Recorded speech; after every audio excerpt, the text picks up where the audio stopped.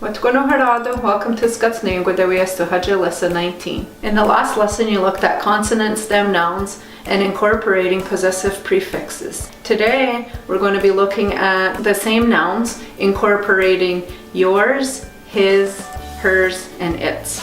So just to recap, with a consonant stem noun, when you're incorporating possessive prefixes, your, his, her, and its, your is za, his, rao, her, ago, and its, ao.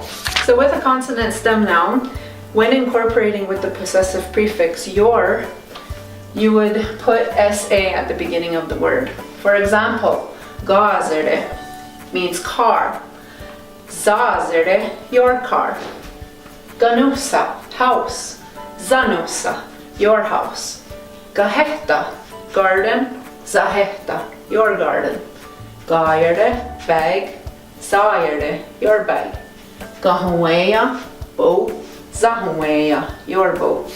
When incorporating the possessive prefix his, you would put rao at the beginning of the word.